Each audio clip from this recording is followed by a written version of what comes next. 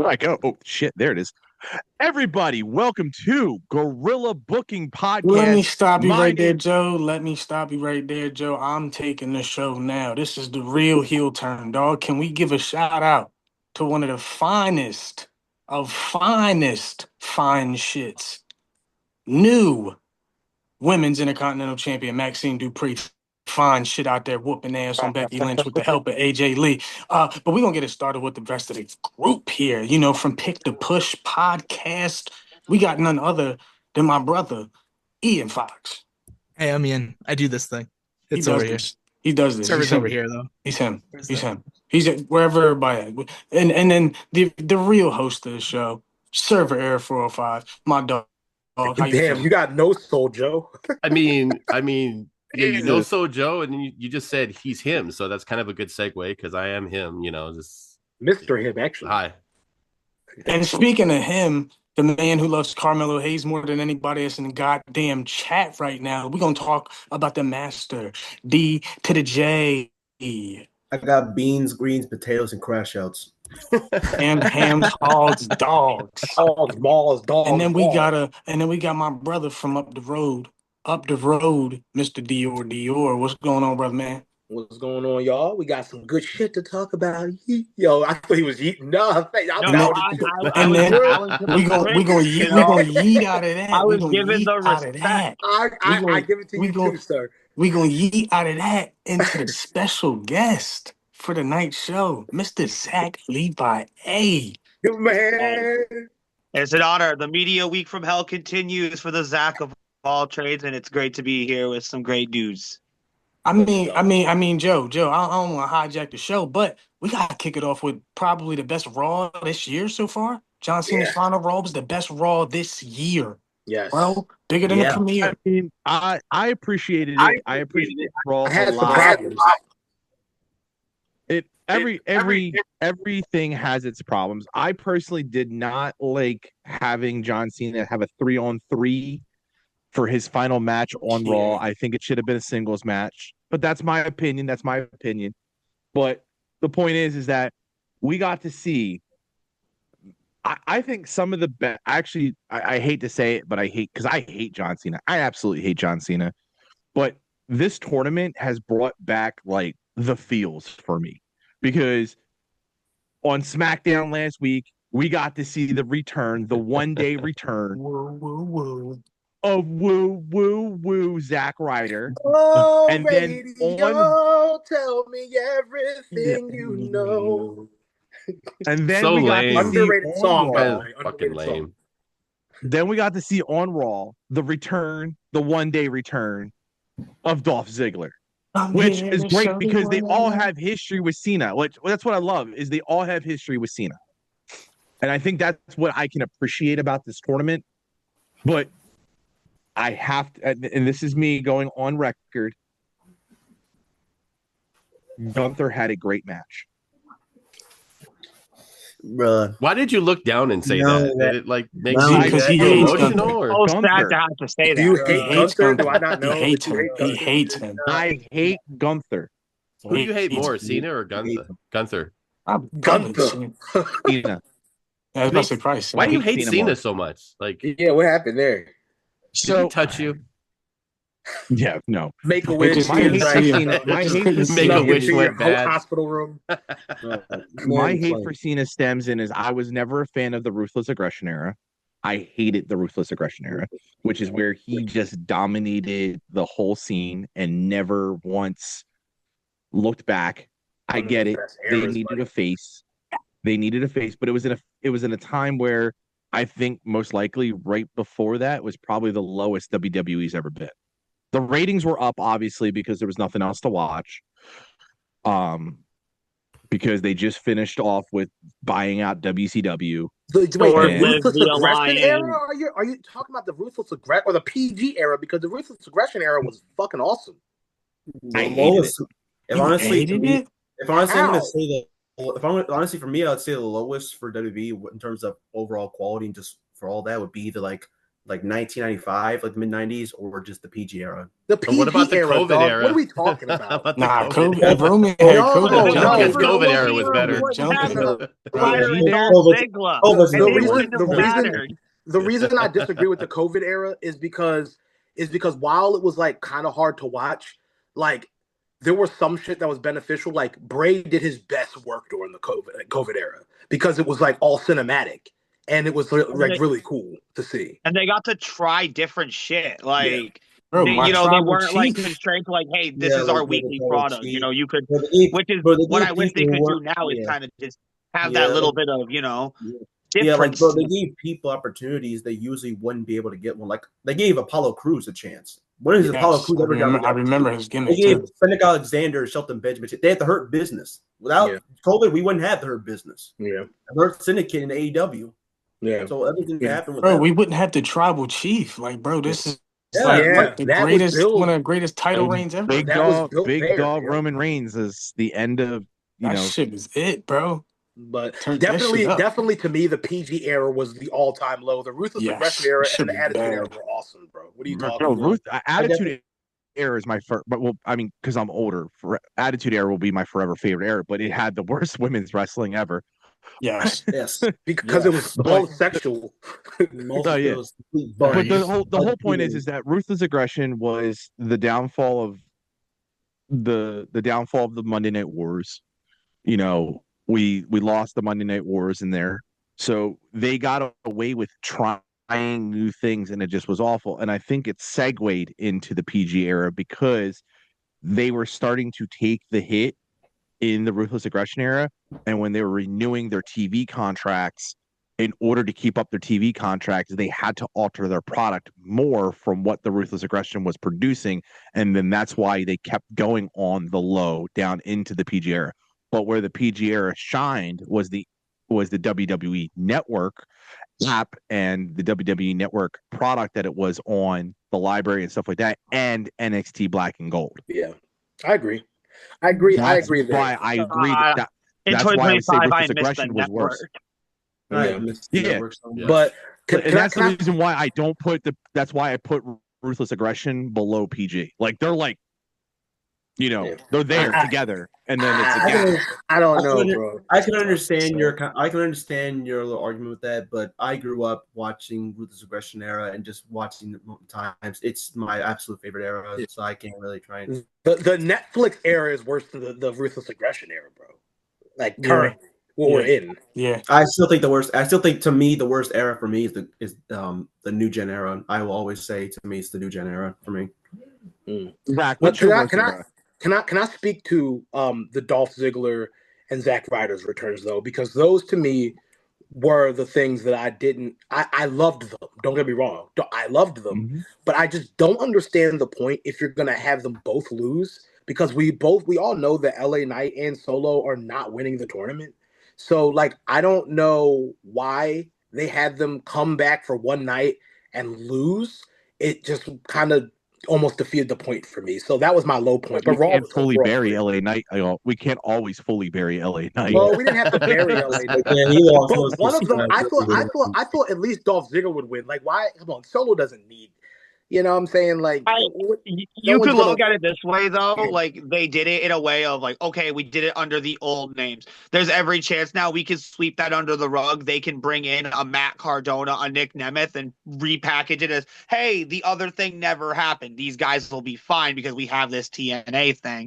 You know, there's always that little bit of a, like, silver lining potentially, but I agree with you. I think Dolph Ziggler could have had like that lightning in a bottle like he had at that Survivor Series, and just even if he didn't go all the way, even to maybe like a quarter semifinal, Right. like freaking let him just get that pop Shawn Michaels fall on one and just get in there. Exactly, I agree, and that was my low points. Otherwise, Raw was awesome, man. And I also kind of disagree with the fact that, like, I did want to see a one-on-one match with Cena, but honestly, the old school versus new school, you had Sheamus, you had Rey Mysterio, which I don't know if he's reverse aging or what, but like Rey Mysterio looks younger, he's moving young. I don't know what's going on there. He looks younger cells. with the mask on. Stem cells. His beard, I mean, I guess he's darkening his beard, so his beard's black now. Like he looks smaller. He's LeBron in his beard.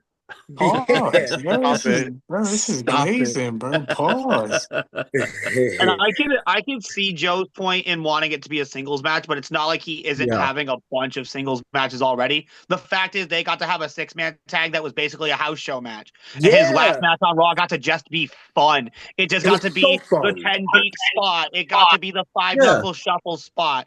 You know, like it got to be exactly what it needed to be to just let the people be happy and have fun with it. Because that's what wrestling is missing right now. It's just that element of fun. I was waiting for We got John to watch Cena a and double Sheamus tempted to murder. hit the We got to watch a 619. double That's what I tempted was murder with waiting Rey Mysterio doing a double 619. Yeah. Yeah, I was waiting for John Cena and Sheamus to hit the 619. That's all was missing. But waiting this whole retirement tour for him to hit that one stunner he used to do in the U.S. tour, and he never did it, and it makes me sad. He could do it, though. Honestly, I think he's saving that for Dom in the Survivor Series match. Yeah, he could do that. Do we think that Dom wins the belt back at Survivor Series? Do we think? I think so. Yeah. I think so. I think Ray helps him. Ray teams up with Dom and fucks over Cena for it. Oh, no way. That's great. That's a take. That's a hot take, bro. Hot take. That is a hot take. If that happens, Ian, I'm going to give you money. That'll be I'll send you a request right now. That'll be a crazy, like seriously, that'll be a crazy heel turn. You know, it'd be another crazy heel turn. What the fuck TNA did last week? There we go. We got the segue in there. I'm with it. I got mine out the way. I love it. Sticking out so we can watch. We can watch the guy do his real job over here. So go ahead, DJ. So, every single person that's watching this right now, people that are in here and all the people that are watching YouTube, hope y'all can listen to this video. I'm not going to say it. I'm going to let one of my favorite YouTubers say it. I am about to rant. All right, now let's get started. I love Wait, all right. I love you, DJ. All right. Yeah, it's MJ TV. Shout out to him. I'm not going to tag the link description. He's very good. Very good Pokemon creator, whatever, yada, yada. Let's get straight into this. Get into it. So, TNA had one of their biggest pay-per-views in Bound for Glory in terms of attendance records, in terms of the overall hype it got with the whole partnership deal they've had with WWE NXT. And after the whole show is done, and you finally give Mike Santana the big crowning moment that he has earned for over a year of building his way all the way to the ground up, all the way to the top to finally win the TNA World title, you want to know what they do? They take a 1-month hiatus. 1 month hiatus. No episode of TNA Impact for a single month, not a single one. And then they have their 1 episode live TNA Impact, and they have Mike Santana defend his world title against Ryan Nemeth of all people, and then have his 1 defense end in just 2 minutes because you have a whole lot of NXT guys who aren't doing jack shit on that roster. Just come out there and just attack Mike Santana, and then have Frankie Kazarian come out there and call in his shot and become the new TNA World Champion. And let's just no disrespect to Frankie Kazarian. He absolutely deserves to be TNA World Champion. But the big complete spin in the face of this entire situation is that whenever people look back at him winning the TNA World title, they're going to think of this. But not only that, they also have just 24 hours to build up to a show, a pay-per-view, and they just spew in just 9 random matches with no storylines at all. They deliver the show, and all it is just completely mediocre and one of the worst pay-per-views they've had this year. And then you say that Mike Santana is not going to show up for the pay-per-view at all. Even though, if for anyone that watched it, because Joe, you streamed the show for TNA Turning Point, right? We saw the Mike Santana. In GTA, yes, I did. In GTA, I did. Yeah, he was there for the main event. So obviously, what the whole entire perception of what I'm saying is that not only did TNA bury their top guy and possibly bury the guy who's holding the world title, they decided to lie in our face and say that one of your guys is not going to show up for the main event, even though he fucking showed up in the first place.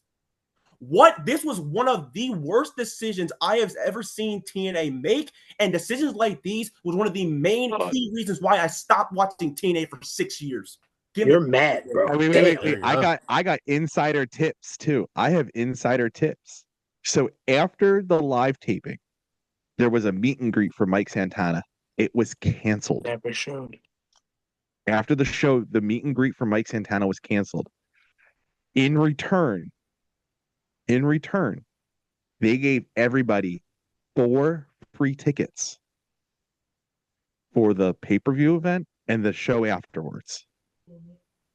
which means what they had a problem with is that they couldn't fill the seats for the pay-per-view and they couldn't fill the seats for the night after.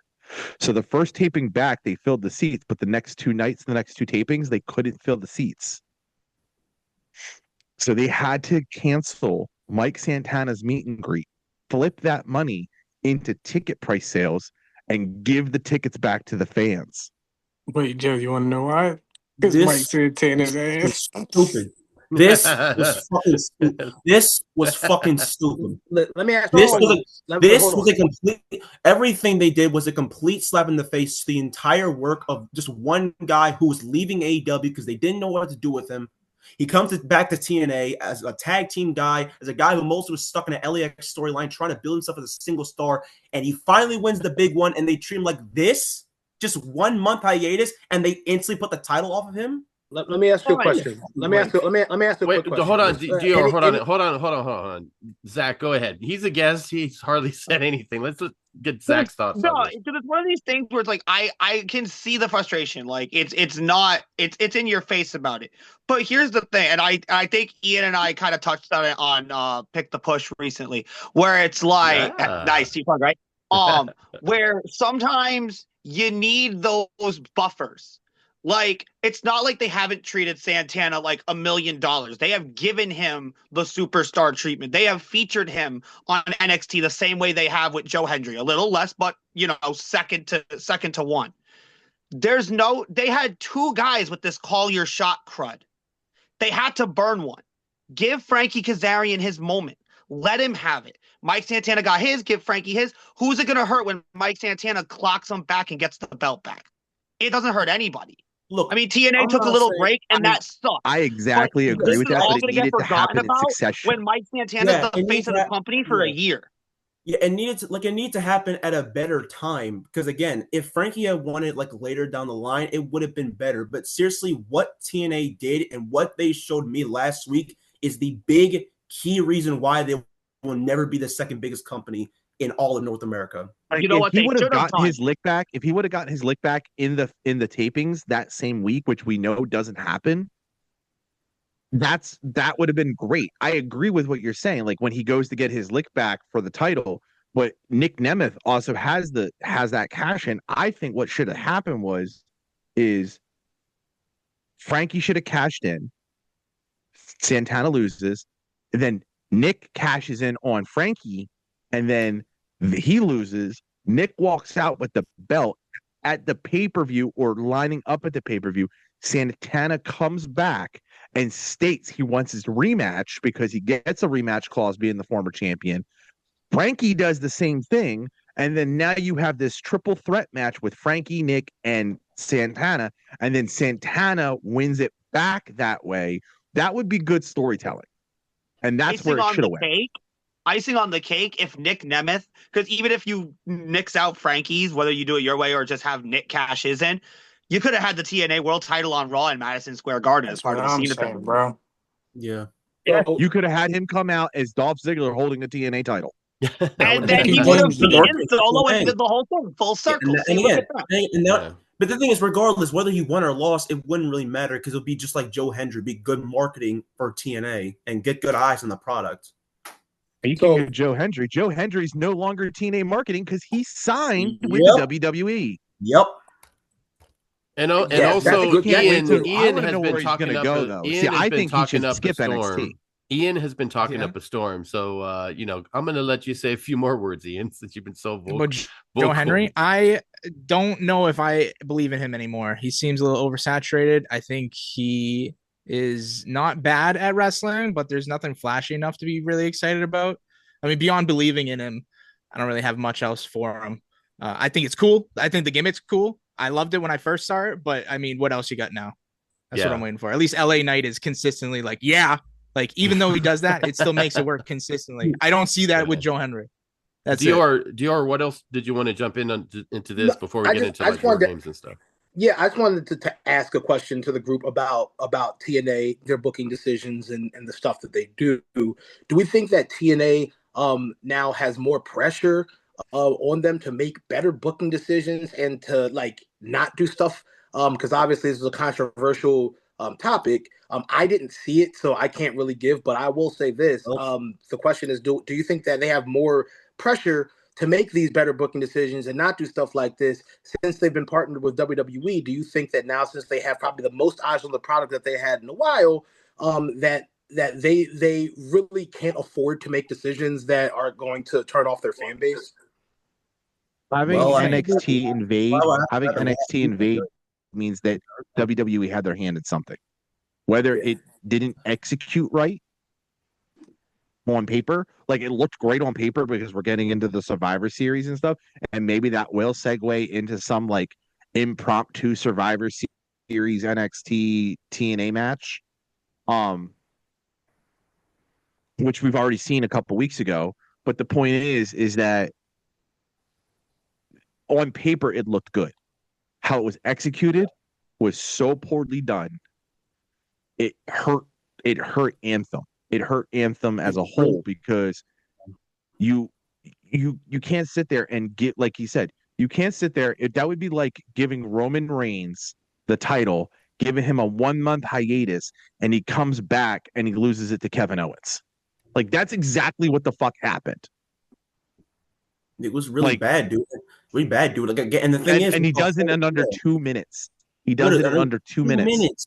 Under 2 minutes, facing a guy that is like a complete joke for the first half, and then just loses it to Frankie Kazarian. And then you have just a bunch of random people go out there that I guarantee you, while I can name them, not a single person in this entire podcast can name probably 2 people that were in that whole beatdown. Because I only tell you Lexus King, and that was it. Zach Lorenzo, baby. Besides you, besides you, but like most of the people that are in here, like no, can you at least name probably like 2 people that were part of it?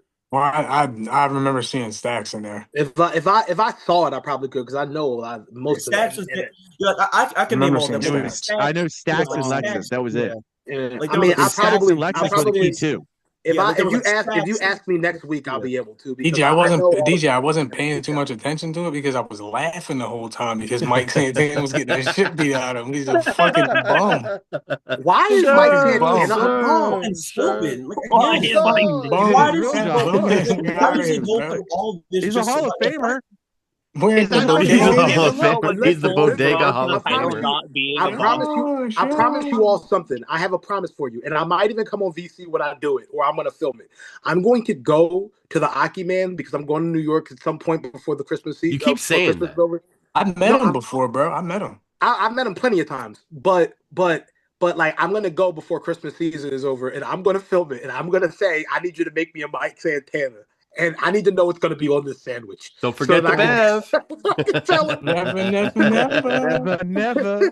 It's gonna be a small sandwich for a short run and a fucking bottle of tears. Well, at least it won't have any blood and guts in it because that goes into the next segment here. AEW blood and guts. Yeah, talk about blood and guts. Yeah. Blood and guts. Because we're going to talk a lot about War Games and the teams, as you can see in Dior's background. It's going to be November 29th that we're going to be watching Survivor Series. Hold on. 3 letters, 1 word. Hobbs died. Oh, Hobbs is dead. Okay, so here's the question, and Zach, you can be the first up on this one. Did you watch Blood and Guts? I can't say that I did, sadly, but I at least have seen some highlights. I know of what has happened in it, so I can at least speak on things. So the main question is, do you think that War Games could top both of the AEW Blood and Guts versions of War Games?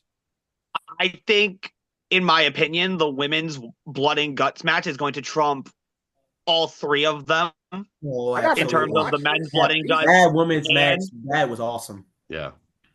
It's one of these things where I even think the women's match was a little much for my liking, but they at least were the only one where I truly felt like there was an organic struggle. It really felt like that these women really cultivated to a point where they just needed to murder each other, and it escalated properly.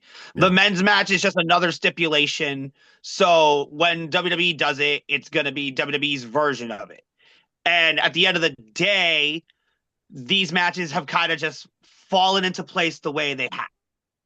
So I don't think in any way, regardless of how much star power WWE puts in to the men's one right now, as much as they're trying to coat it up with some paint, I think the women's blood and guts is just going to be the talk of the town for a minute. I think it'll be. I think the women's match is going to clear whatever WWE does. I 100% agree. I think the one thing with WWE when they do the War Games, the biggest spot is just somebody jumping off the top. That's pretty much it, really. They don't really go as far as AEW does when it comes to blood and guts. You know what I mean? So they live up to the name, and it's not just about jumping off the top of the cage. They're fighting on top of it, and they're I miss the old WWE where the Hell in a Cell was like, holy shit, Mick Foley's. If he's in it, it's going to be a fucking banger, at least for a couple of them. But, what do you think, Dre? What do you think about it? I know you love AEW so much. Fucking AEW. We're burning passion, too. Now, anybody who likes AEW can eat a dick. It's love. Damn. But what I'm saying is, pause. I agree 100%.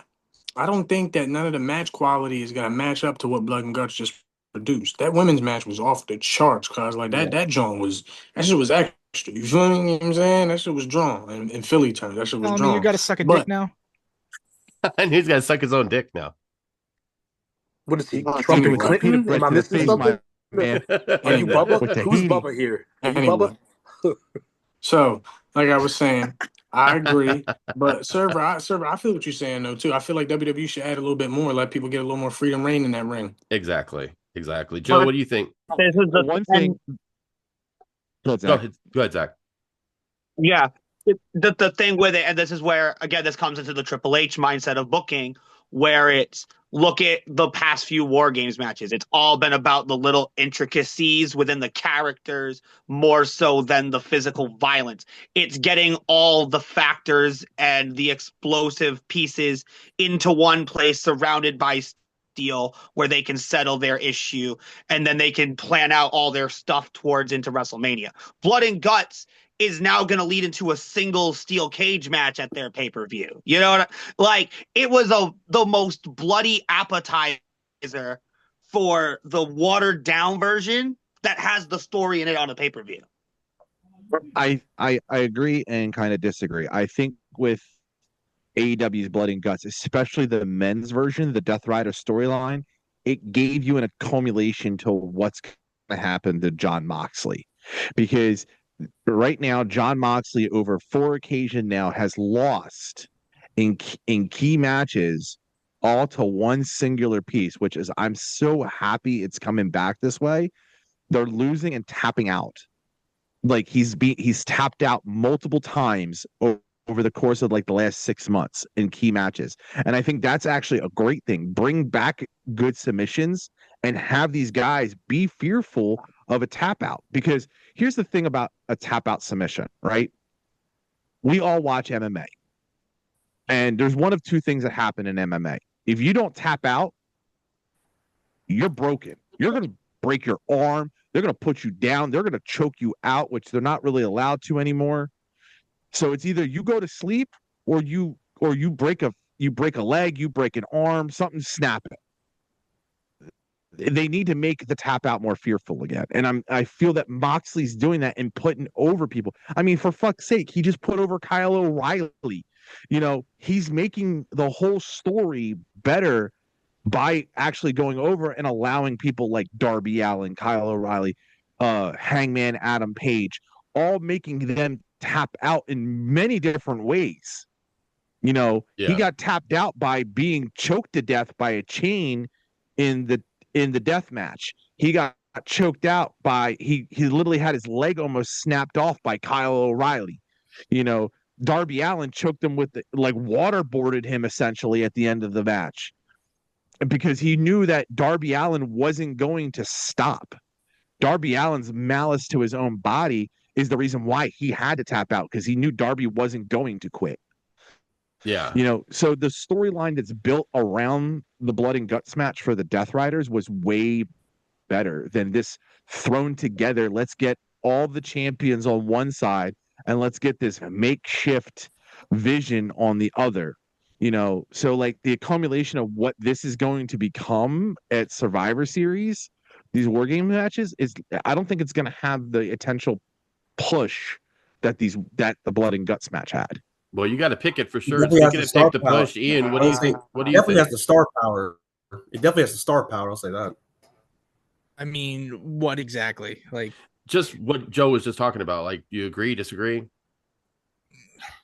It is what it is. I mean, I'm still at awe that you guys had so many opinions about TNA and you guys don't watch AEW, and AEW is just so good. I watch AEW. I do not care about TNA. Oh no, I do. I watch AEW all the time. I don't even right. Not Collision. Yeah, Dre hates it. I think it's the usual culture. Like I watch Dynamite. Like I said, I watch Dynamite. I just don't pay attention to Collision mostly because I've been watching it more over the last few months. I went to a spell where I just caught highlights and that was enough for me. But like over the last, few months, I've been enjoying it. I think that I'm happy that they're around. Like I want to see them successful. I'm happy that there's competition for WWE and it's not just TNA. Like they're consistently good. TNA failing. Raw was amazing. As much as I shit on WWE, Raw was amazing this week. Not to keep bringing it back to that, but I'm very impressed. Raw was like the end of Raw was absolutely top tier. Like they absolutely delivered. Like having Maxine beat Becky 3 times in a row. I didn't think they were gonna actually do that. Like having good people, like actually having very good matches for the tournament, and giving us one of the best endings I've seen to a Raw in years. With the whole chaos, that brought me back to like the SmackDown 2001 vibes. Yeah, the Team WWE versus the Alliance. It was amazing. They need more of that, and the crowd was just hot the whole time, and it's Madison Square Garden, so they were already just juiced up the entire. Yeah, was it good because it was Madison Square Garden, or are they starting to get worried about how good AEW is consistently versus WWE, or do they not care because they have a shit ton of money? They don't care. They have a shit ton of money. I wouldn't really say much for that because my God, I thought you talked about New York again. We're gonna lose it. Yeah. Like, I wouldn't really say much for that perspective for me personally, when it comes to Madison Square Garden, because if anyone was watching my channel, you'll know that I've had my own criticisms toward AEW. There's moments where I enjoyed it, moments where I'm just like kind of bored to just watch it.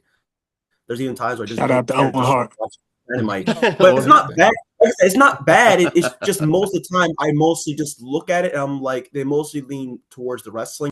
I'm more of a storytelling type of guy myself, and if I don't really see any stories, I'm just seeing all wrestling, then I just have no reason to really care.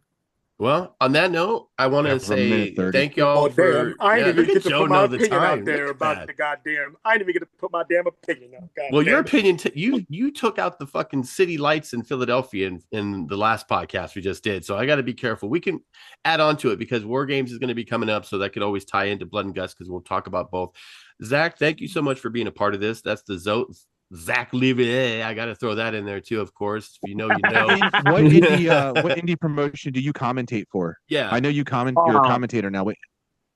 Yeah, so currently right now I'm working for the Proving Ground out in North Shore, Massachusetts. I've got Focus Pro Wrestling, which will be featured this Saturday out in Braintree, the greater Boston area. Could be a great show there. And Outcast Wrestling Revolution out in Connecticut. I've got my fingers in a bunch of other places as well. You can find me on all my social media at ZOAT, Zachary Leveillee, and the Men. And we'll have all the links in the description. Don't forget, Ian, Pick the Push. We're the only podcast this weekend. You can win. Like, comment, subscribe, tell your friends, tell everybody else. Love y'all. Enjoy the rest of your week.